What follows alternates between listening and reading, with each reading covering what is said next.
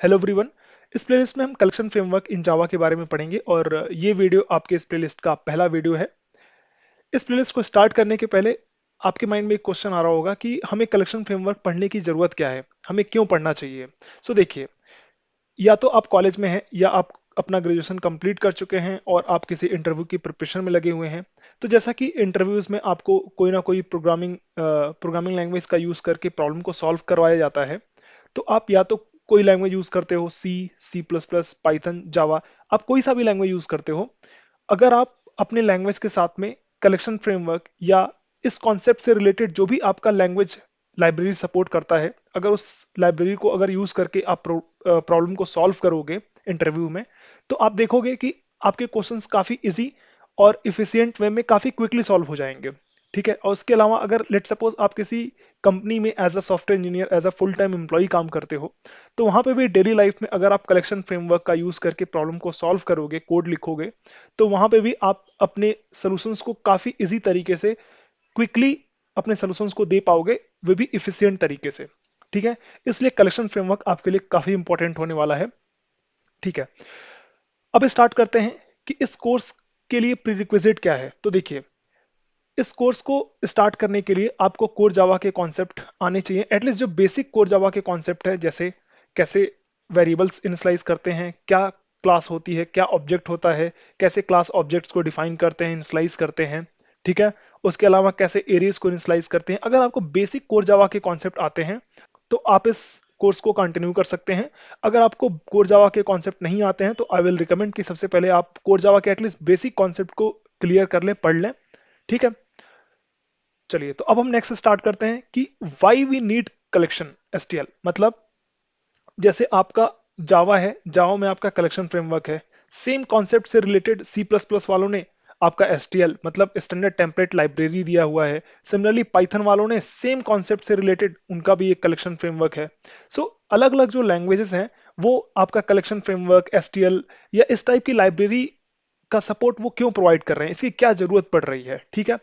इसको समझने के लिए, जैसे अगर मैं आपसे बोलूं कि मुझे एक स्टूडेंट की इंफॉर्मेशन स्टोर करनी है, एक स्टूडेंट का मार्क्स स्टोर करना है, आप बोलोगे कि यार हम डायरेक्टली वेरिएबल बना करके स्टूडेंट का मार्क्स स्टोर कर सकते हैं। सिमिलरली अगर मैं बोलूं कि अगर मुझे ग्रुप ऑफ डेटा डेटा को स्टोर करना है, तो आप बोलोगे कि अगर मुझे ग्रुप ऑफ डेटा को स्टोर करना है तो सारे लैंग्वेज वालों ने एरे का सपोर्ट दिया हुआ है। आप बोलोगे कि सारे लैंग्वेज लैंग्वेज वालों ने एरेस कॉन्सेप्ट का सपोर्ट दिया हुआ है, हम एरेस कॉन्सेप्ट को यूज करके ग्रुप ऑफ डेटा को स्टोर कर सकते हैं। ठीक है। बट जो एरेस था, जो एरेस का कॉन्सेप्ट है आपकी हर एक लैंग्वेज में, उसमें कुछ उसके कुछ लिमिटेशंस हैं। उस लिमिटेशंस को हम देखते हैं पहले। तो देखिए, सबसे पहला जो लिमिटेशंस होता है एरेस का, वो होता है arrays are in fixed in size. मतलब जो एरे हम डिफाइन करते हैं डेटा को स्टोर करने के लिए, ग्रुप ऑफ डेटा को स्टोर करने के लिए जो हम एरे डिफाइन करते हैं, उसका साइज फिक्स होता है। पहली प्रॉब्लम। सेकंड प्रॉब्लम, जो एरेज होते हैं वो बेसिकली होमोजीनियस डेटा एलिमेंट्स को ही होल्ड कर पाते हैं, स्टोर कर पाते हैं। कहने का मतलब कि सिमिलर डेटा टाइप्स वाले डेटा को ही वो एरेज आपके स्टोर कर पाएंगे। जो थर्ड प्रॉब्लम होता है एरे के साथ में, कि आपको एरे के साथ में कोई भी एल्गोरिदम का सपोर्ट नहीं मिलता है। अब इसको एक बार क्विकली जरा देख लेते हैं। तो जैसे फॉर एग्जांपल, अगर मैं बोलूं कि मुझे 5 स्टूडेंट का इंफॉर्मेशन, 5 स्टूडेंट के मार्क्स स्टोर करने हैं, तो मैं मे बी एक एरे इनिशियलाइज करूंगा मार्क्स नाम का, न्यू इंट। ठीक है। लेट सपोज 5 स्टूडेंट की इंफॉर्मेशन, मैं यहाँ पे बोलूंगा मार्क्स। लेट सपोज पहले स्टूडेंट का जो इंफॉर्मेशन है, पहले स्टूडेंट का जो मार्क्स है वो 90 है। सिमिलरली 5 स्टूडेंट का मार्क्स मैं यहाँ पे डाल दूंगा।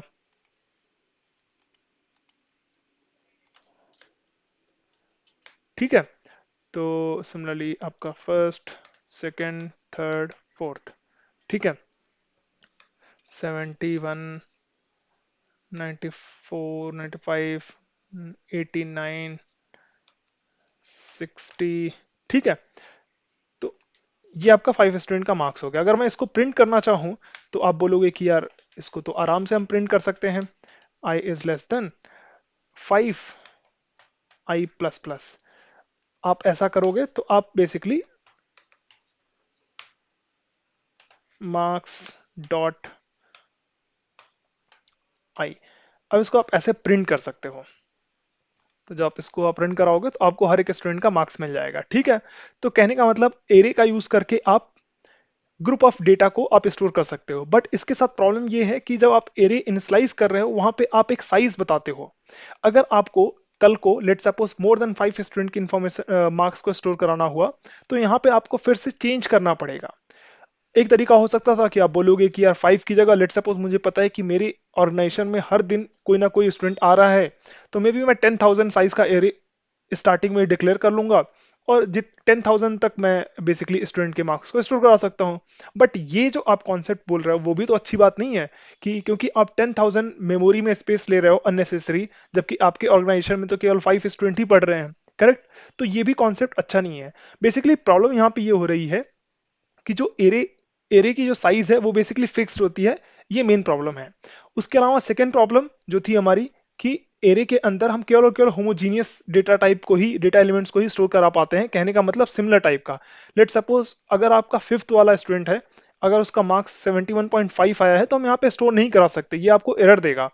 ये एरर क्या देगा बेसिकली, कि रिक्वायर्ड टाइप आपका इंटीजर था, आपने प्रोवाइड किया है डबल, राइट। तो ये भी एक प्रॉब्लम थी एरे के साथ में, ठीक है। और थर्ड प्रॉब्लम ये है कि एरेस के साथ में बेसिकली आपको कोई भी एल्गोरिदम का सपोर्ट नहीं मिलता है। लेट्स सपोज हर एक मार्क्स को अगर आपको सॉर्ट करना है, तो आपको एरे वालों ने कोई भी उसके लिए एल्गोरिदम का सपोर्ट नहीं दिया हुआ है। या अगर आपको मैक्सिमम मार्क्स को फाइंड आउट करना है, तो उसके लिए भी आपको खुद ही एल्गो लिखना है, खुद ही लॉजिक लिखना है।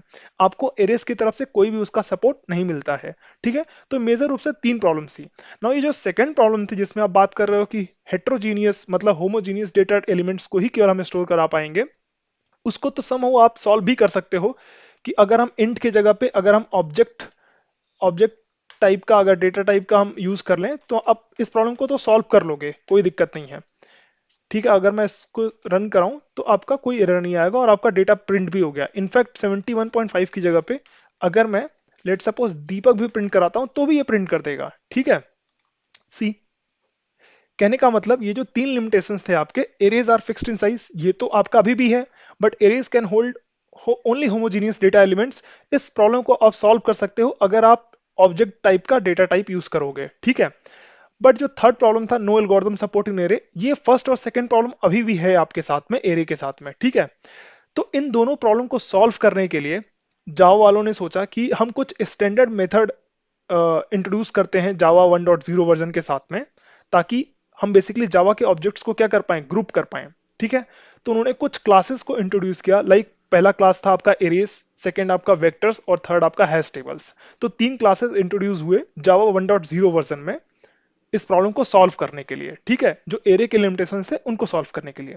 नाउ जो पहला क्लास था एरेस, अब एरेस क्या होता है, एरेस के अंदर बेसिकली कुछ ग्रुप ऑफ मेथड्स हैं जो आपको एल्गोरिथम्स का सपोर्ट प्रोवाइड करते हैं। फॉर एग्जांपल अगर मैं यहीं पे बात करूं, लेट सपोज ये आपका 78 ही है, ओके, 78 ही है। अब मान लीजिए अब यहाँ पे मैं रन कराऊंगा तो मुझे ऐसे डेटा मिल गया, बट मान लीजिए मुझे सॉर्ट करना है, तो उसके लिए जावा वालों ने बोला कि आप एरेस क्लास का यूज कर लो, और उसमें आपका आपके पास एक सॉर्ट करके एक मेथड है, उसको आप यूज कर लो, उसमें आप अपने एरेस एरे का नेम दे दो आप, ठीक है।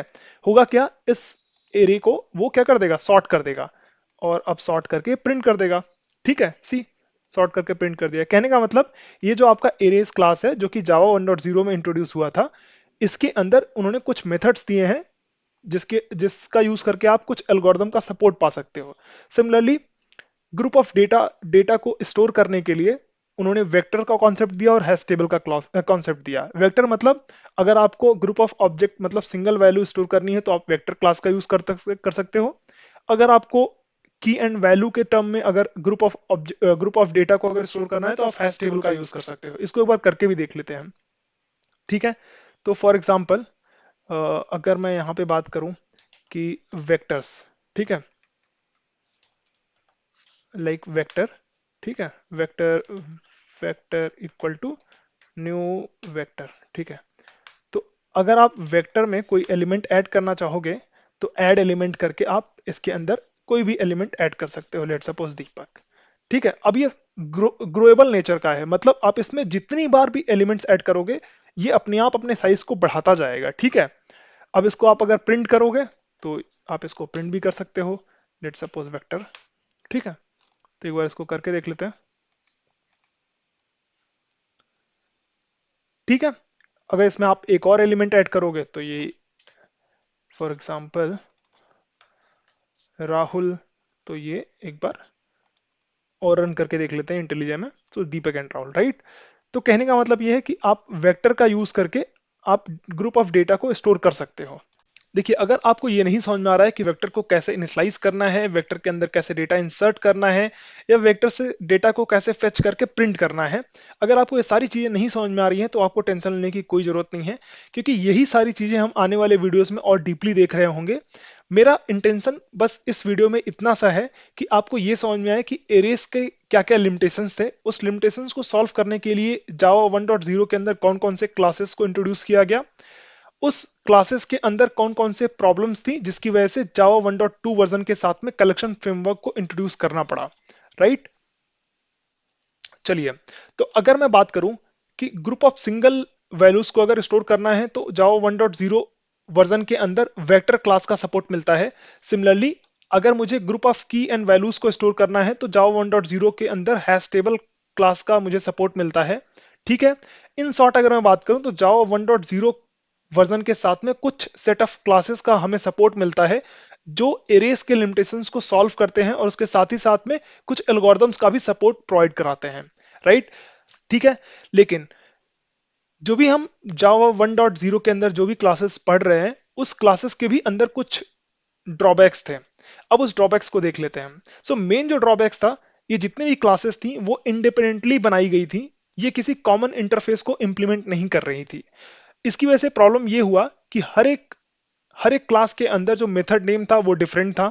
मे बी फॉर एग्जांपल अगर वेक्टर आपका है, वेक्टर क्लास के अंदर किसी भी एलिमेंट को ऐड करने के लिए आपको ऐड एलिमेंट करके मेथड हमें मिलता है।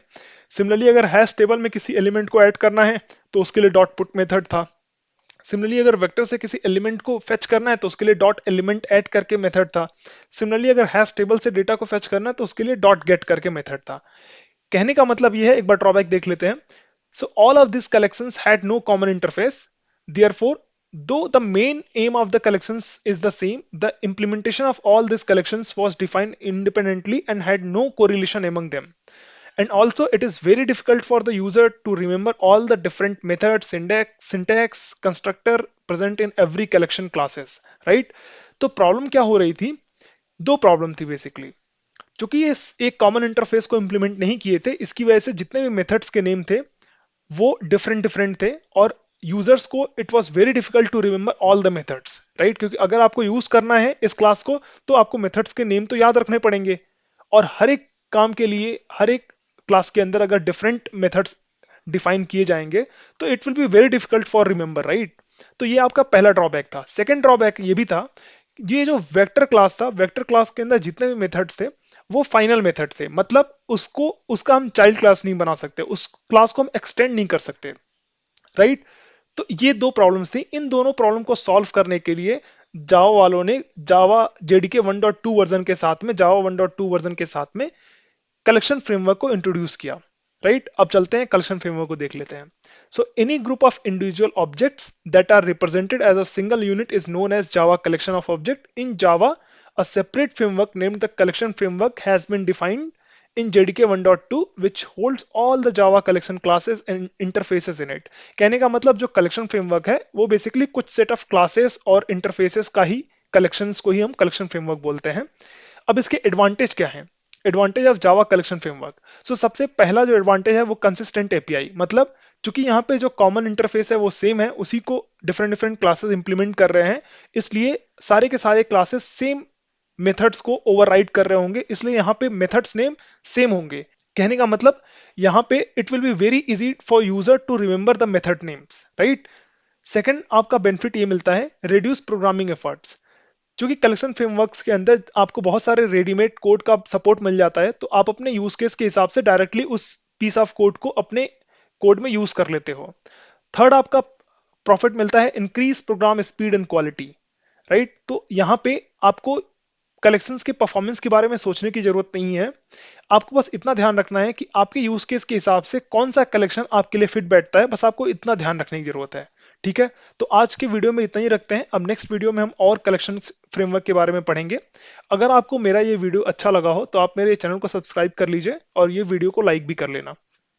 Thank you.